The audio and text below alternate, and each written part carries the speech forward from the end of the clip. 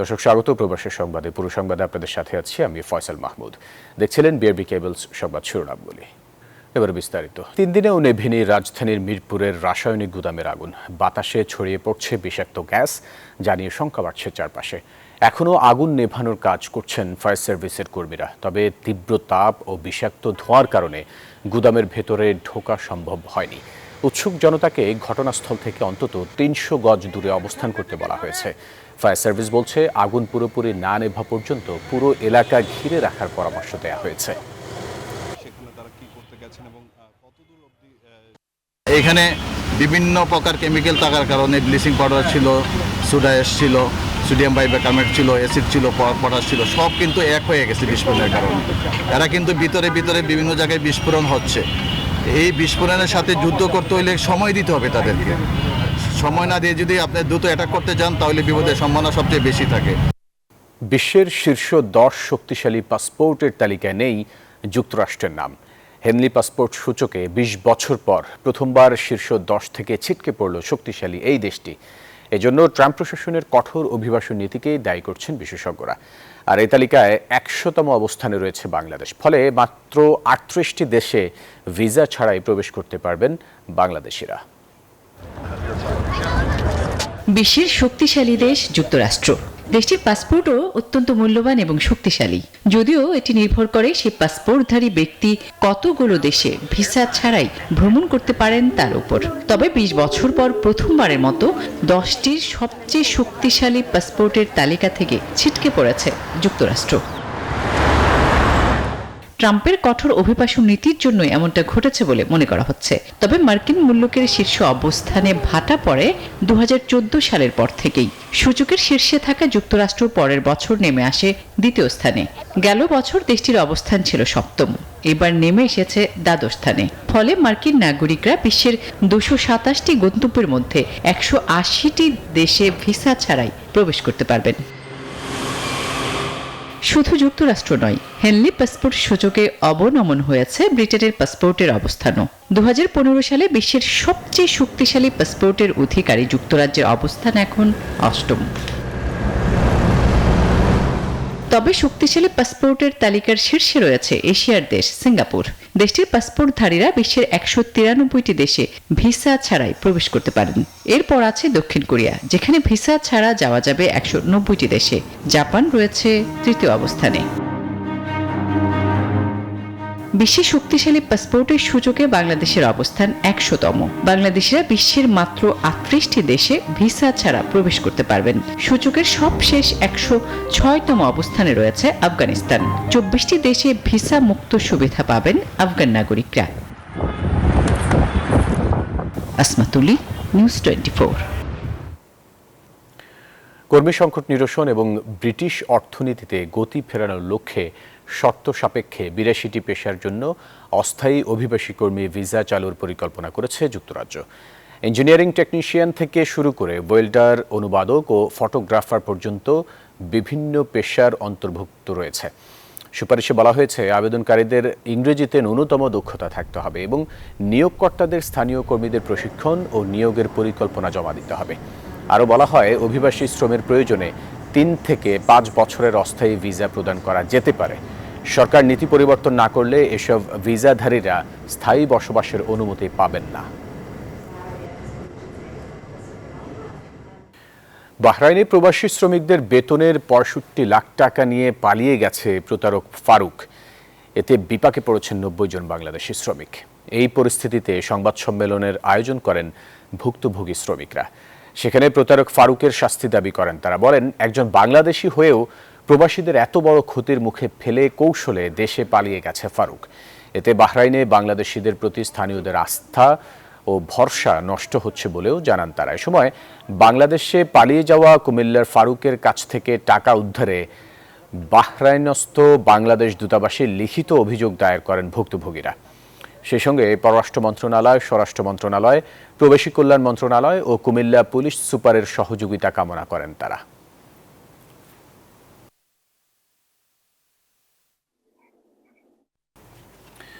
North লন্ডনে অনুষ্ঠিত হল নিউ ভিশন হাউজিং ও তার সহযোগী প্রতিষ্ঠান ইভি হায়ার লন্ডনের ৮ম বার্ষিক সম্মেলন। এতে ইংল্যান্ডের বিভিন্ন শহর থেকে প্রতিষ্ঠানগুলোর পরিচালক, উপদেষ্টা ও শেয়ার হোল্ডার সহ আমন্ত্রিত অতিথি সহ বিপুল সংখ্যক মানুষ অংশ নেন। সুহেব আহমেদের উপস্থাপনায় স্বাগত বক্তব্য রাখেন নিউ ভিশন হাউজিং এর পরিচালক সৈয়দ জোসেফ আলী। সার্বিক সহযোগিতায় ছিলেন এনভিসির পরিচালক শাহাবুদ্দিন আহমেদ, উপদেষ্টা মোহাম্মদ সরওয়ার আলম, শওকত খান, মুস্তাক আহমেদ, রাশেদ আহমেদ।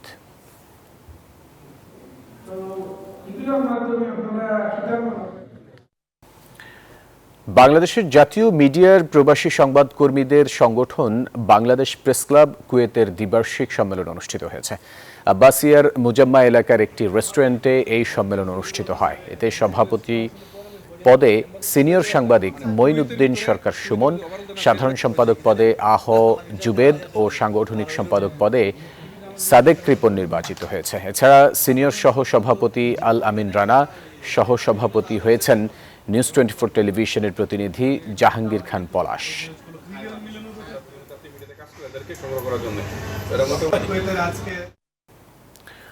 সৌদি আরবের মক্কায় উদ্বোধন হল মক্কা প্রিমিয়াম লিগের তৃতীয় আসর।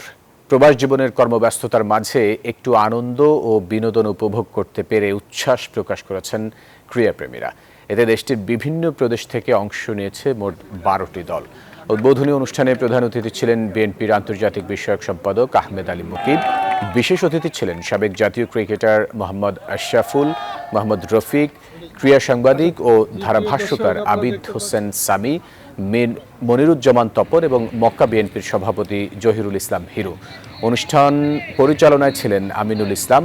সার্বিক সহযোগিতায় ছিলেন টুর্নামেন্টের পরিচালক মোহাম্মদ রাসেল, উপদেষ্টা হাজি সালাউদ্দিন ও আরিফুর রহমান পিয়াস। জাতীয় দলের অধিনায়ক এবং আমাদের ব্রাহ্মণবাড়িয়ার কৃতি সন্তান।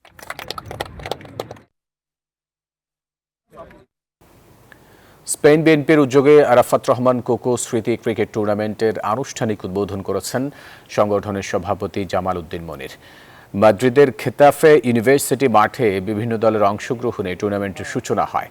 অনুষ্ঠানে অতিথি ছিলেন স্পেন বিএনপির সহ সভাপতি ইউনুস আলী, যুগ্ম সম্পাদক জাহাঙ্গীর আলম ইব্রাহিম, সুমন হাওলাদার, শহীদুল ইসলাম ও দপ্তর সম্পাদক হারুন মিয়া সহ আরও অনেকে। অনুষ্ঠানটি পরিচালনা করেন সংগঠক আবু বকর। এ সময় বক্তব্য রাখেন ঢাকা ফ্রুতাস দলের অধিনায়ক সাইদ আনোয়ার এবং ব্রাহ্মণবাড়িয়া চ্যালেঞ্জার্স দলের অধিনায়ক জুবায়ের আহমেদ পলাশ।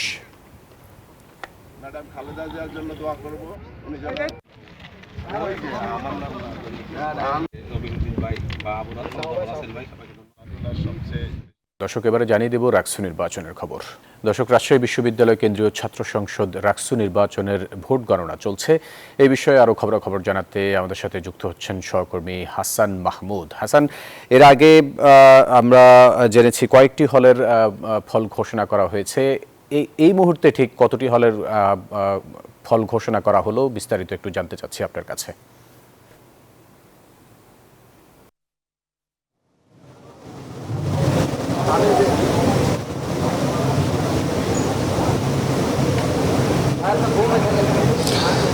ফয়সাল, এখন পর্যন্ত কিন্তু ভোট গণনা চলমান রয়েছে। একই সাথে বলতে চাই যে এখন পর্যন্ত নারী হলের যে 6টি নারী হলের মধ্যে 5টির ফল ঘোষণা করা হয়েছে এবং কিছুক্ষণ আগে বেগম খালেদা জিয়া হলের ফল ঘোষণা করা হয়েছে। এবং যেটি আমি জানাতে চাই যে বেগম খালেদা জিয়া হলের শেখ নুরুদ্দিন আবির অর্থাৎ ছাত্রদল সমর্থিত যে প্যানেলের তিনি ভিপি পদপ্রার্থী, তিনি পেয়েছেন 137 ভোট এবং মুস্তাকুর রহমান জাহিদ শিবির প্যানেল থেকে তিনি পদপ্রার্থী, তিনি পেয়েছেন 485 ভোট। একই সাথে জিএস এজিএস সব কিছু মিলিয়ে কিন্তু শিবিরের অবস্থান কিন্তু আমরা যেটা দেখেছি যে শিবির মনোনীত যে প্যানেল, সে প্যানেলের অবস্থান কিন্তু সংখ্যানুপাতিকভাবে এখন পর্যন্ত এগিয়ে। তো কিছুক্ষণ আগেও কিন্তু একটি রহমতুন্নেসা হলের ফল ঘোষণা করা হয়েছে, সেখানেও শিবির সমর্থিত যে ভিপি পদপ্রার্থী তিনি কিন্তু এখন পর্যন্ত এগিয়ে আছেন। একই সাথে শহীদ শামসুজ্জোহা হলের বক্স খোলা হয়েছে, সেটার গণনার কার্যক্রম চলছে। এখানে কিন্তু আমরা শুধু হলের এই অডিটোরিয়ামের ভেতরে না, বাইরে যে শিক্ষার্থী বা যারা প্রার্থী আছেন তাদের যে অপেক্ষা, তাদের যে আকাঙ্ক্ষা, অর্থাৎ অবাধ, সুষ্ঠু এবং নিরপেক্ষ অংশগ্রহণমূলক নির্বাচনের অংশ হিসেবেই তারা দেখছেন এবং তারা প্রত্যাশা করছেন যে একটি সুষ্ঠু গণনার মাধ্যমে একটি সুষ্ঠু ফলাফল ঘোষণা করা হবে এবং অতি দ্রুত সেটা ঘোষণা করা হবে, এটা তাদের প্রত্যাশা। নির্বাচন কমিশনের পক্ষ থেকে যেটা জানানো হয়েছিল যে 17টি হলের জন্য, 17টি কেন্দ্রের জন্য 17 ঘন্টা সময় তারা নিতে পারেন, তবে এটা সময় সাপেক্ষ ব্যাপার এবং এটা যথারীতি মানে হয় 17 ঘন্টার একটু কম সময় লাগতে পারে বা 17 ঘন্টার একটু বেশি সময় লাগতে পারে। তবে তারা নিরবিচ্ছিন্নভাবে এটা চালিয়ে যাচ্ছেন এখন পর্যন্ত। আর যারা অপেক্ষা করছেন সাধারণ শিক্ষার্থীরা, তারা কিন্তু আসলে অধীর আগ্রহে অপেক্ষা করছেন যে রাকসু নির্বাচনে আসলে শিক্ষার্থীদের প্রতিনিধি হিসেবে কাকে পাচ্ছেন তারা। এটা এখন সময়ের অপেক্ষা। তো ফয়সাল, এই ছিল আমার কাছে রাকসু নির্বাচনের ফলাফল ঘোষণার সর্বশেষ তথ্য। হাসান, আপনাকে ধন্যবাদ আমাদের সাথে যুক্ত হবার জন্য। কোনো রাজনৈতিক দল আজ জুলাই জাতীয় সনদে স্বাক্ষর না করলে পরবর্তী সময়ে সই করার সুযোগ থাকবে বলে জানিয়েছেন জাতীয় ঐকমত্য কমিশনের সহ সভাপতি অধ্যাপক আলী রিয়াজ। বৃহস্পতিবার সন্ধ্যায় জাতীয় সংসদ ভবনের এলডি হলে জুলাই জাতীয় সনদ 2025 স্বাক্ষর অনুষ্ঠানের প্রস্তুতির বিষয়ে সংবাদ সম্মেলনে সাংবাদিকদের এক প্রশ্নের জবাবে আলী রিয়াজ এই কথা বলেন। শুক্রবার বিকেলে জাতীয় সংসদ ভবনের দক্ষিণ প্লাজায় জুলাই সনদ স্বাক্ষর অনুষ্ঠান হবে। সেখানে উপস্থিত থাকবেন প্রধান উপদেষ্টা অধ্যাপক মোহাম্মদ ইউনূস। অধ্যাপক আলী রিয়াজ আরও জানান, আগামী 31 অক্টোবরের মধ্যে জুলাই সনদের আইনি ভিত্তি দিতে সরকারকে সুপারিশ করবে জাতীয় ঐকমত্য কমিশন। তিনি আশা প্রকাশ করেন, শুক্রবার সব রাজনৈতিক দল সনদে স্বাক্ষর করবে।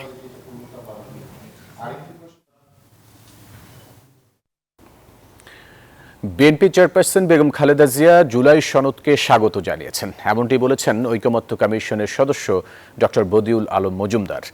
রাজধানীর এভারকেয়ার হাসপাতালে চিকিৎসাধীন বিএনপি চেয়ারপারসন বেগম খালেদা জিয়ার কাছে জুলাই সনদ স্বাক্ষর অনুষ্ঠানের আমন্ত্রণপত্র পৌঁছে দেন ঐকমত্য কমিশনের সদস্য ডক্টর বদিউল আলম মজুমদার। এ সময় তিনি বেগম খালেদা জিয়ার শারীরিক অবস্থার খোঁজ খবর নেন। বিএনপি চেয়ারপারসন বেগম খালেদা জিয়া ও ভারপ্রাপ্ত চেয়ারম্যান তারেক রহমানকে আনুষ্ঠানিকভাবে আমন্ত্রণ জানানো হয়েছে বলেও নিশ্চিত করেন বদিউল আলম মজুমদার।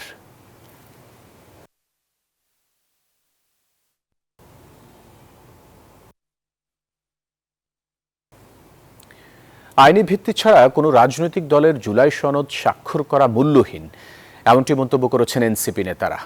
বৃহস্পতিবার সংবাদ সম্মেলনে এই কথা বলেন তারা। জুলাই সনদ যেন জুলাই ঘোষণাপত্রের মতো করে জনগণের কাছে আইনি ভিত্তিহীন কোনো, আইনি মূল্যহীন কোনো ডকুমেন্ট একটা উপস্থাপিত না হয়, সে কারণেই জুলাই সনদের স্বাক্ষরের পূর্বেই জুলাই সনদ বাস্তবায়ন আদেশ কিভাবে বাস্তবায়ন করা হবে সেই বিষয়টাতে আমরা পরিষ্কার হতে চাই। জুলাই সনদের আইনি ভিত্তি বা যে অর্ডার জারি করার কথা বলা হচ্ছে, সেই অর্ডার জারির আগে স্বাক্ষর সেটা কিন্তু কেবলমাত্র সেরিমোনিয়াল, সেটা আনুষ্ঠানিকতা। জুলাই সনদ প্রণীত অলরেডি হয়ে গিয়েছে, সবাই একটা জায়গায় ঐকমত্য এসেছে যে আমরা কি পরিবর্তন চাই।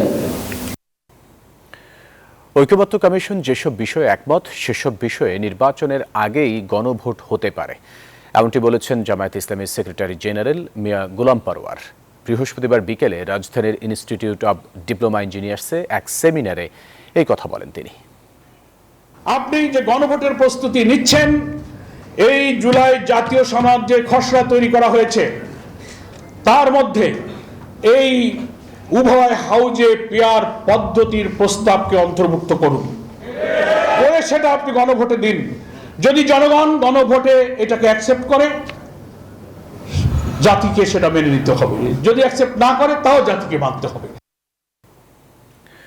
জাতীয় নির্বাচন নিয়ে কোনো আপোষ নয়, দলের এমন অবস্থানের কথা স্পষ্ট জানিয়ে বিএনপি মহাসচিব মির্জা ফখরুল ইসলাম আলমগীর বলেছেন, বিভিন্ন দাবি সামনে এনে নির্বাচন বানচাল করতে প্রধান উপদেষ্টাকে ব্যস্ত রাখছে একটি মহল।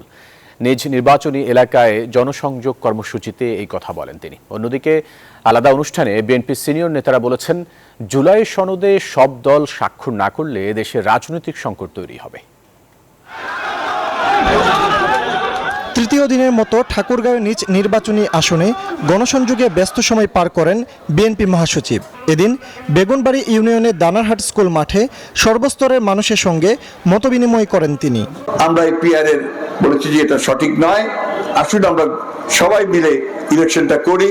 পিআর পদ্ধতির কথা বলে একটি মহল নির্বাচন বানচালের ষড়যন্ত্র করছে অভিযোগ করে মির্জা ফখরুল বলেন, দাবি দেওয়া থাকলে তার সমাধান হবে নির্বাচিত সংসদের মাধ্যমে। অন্তর্বর্তীকালীন সরকার ওর পিছনে কোনো লোকে নাই, তাকে এত ব্যতিব্যস্ত করে ফেলার কোনো মানে আসতে পারবে?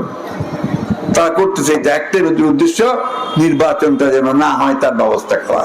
জনগণ ভোট দিতে চায়, তাদের জনপ্রতিনিধি নির্বাচিত করতে চায়। বন্ধুগণ, এইখানে আমরা কোনো আপোষ করব না। এদিকে চট্টগ্রামের পটিয়ায় আলেম ওলামাদের সঙ্গে মতবিনিময় সভায় অংশ নেন বিএনপির স্থায়ী কমিটির সদস্য সালাউদ্দিন আহমদ। ঐক্য বিনষ্টের অপচেষ্টা ঠেকাতে সজাগ থাকার আহ্বান জানান তিনি। আমরা বাংলাদেশের সকল মানুষের নাগরিক অধিকার, গণতান্ত্রিক অধিকার, ভোটাধিকার সহ সমস্ত অধিকার আমরা সংরক্ষণের জন্য সবাই যেন ঐক্যবদ্ধ থাকে। ঢাকায় আমরা বিএনপি পরিবারের কর্মসূচিতে অংশ নেন রুহুল কবির রিজভী। অহেতুক গণভোট নিয়ে বিতর্ক ও জটিলতা তৈরি করা হচ্ছে বলে অভিযোগ করেন তিনি। আগামীকাল শুক্রবার প্রত্যেকটি রাজনৈতিক দল যারা আন্দোলন সংগ্রামী ছিলেন প্রত্যেকেরই ঐক্যবদ্ধভাবে জুলাই সনদে স্বাক্ষর করবে। যদি না করেন তাহলে কালো মেঘ আমাদের মাথার উপর ঘোরাফেরা করছে। দেশের উন্নয়নের স্বার্থে ধানের শীষে ভোট দিতে জনগণের প্রতি আহ্বান জানান বিএনপি নেতারা। আমরা যদি গণতন্ত্রে বিশ্বাস করি, জনপ্রতিনিধিত্বে যদি বিশ্বাস করি, তাহলে কিন্তু আমাকে জনপ্রতিনিধি হয়ে আসতে হবে দেশ পরিচালনার ব্যাপারে সিদ্ধান্ত নেবার। ফজলে রাব্বি সৌরভ, নিউজ 24, ঢাকা। এবার জেডএসআরএম নির্বাচনের পথে।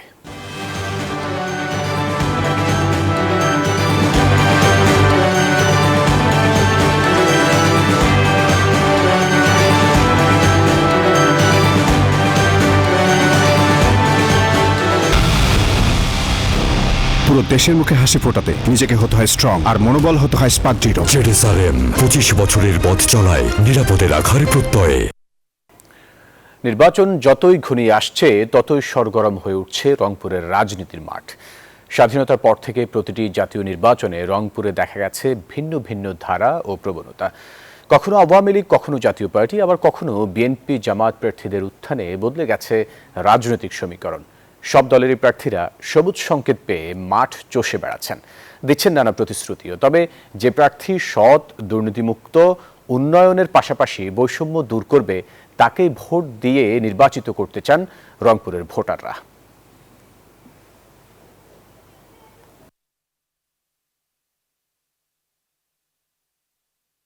তিস্তা বাঁচানোর দাবিতে উত্তাল হয়ে উঠেছে গোটা উত্তরাঞ্চল। তিস্তা মহাপরিকল্পনার কাজ দ্রুত শুরু করার দাবিতে জাগো বাহে তিস্তা বাঁচায় আন্দোলনের অংশ হিসেবে রংপুর বিভাগের 5টি জেলায় 11টি পয়েন্টে মশাল প্রজ্বলন কর্মসূচির পালন করা হয়েছে। বৃহস্পতিবার সন্ধ্যায় একই সময়ে এই কর্মসূচি পালিত হয়।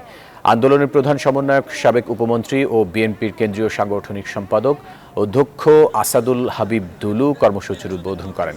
মশাল প্রজ্বলন কর্মসূচিতে লাখো মানুষের সমাগম হয়। প্রবাহিত 130 কিলোমিটার দৈর্ঘ্যের তিস্তা নদী রক্ষায় চলতি বছরের 18 ফেব্রুয়ারি থেকে শুরু হওয়া আন্দোলন জোরালো হচ্ছে।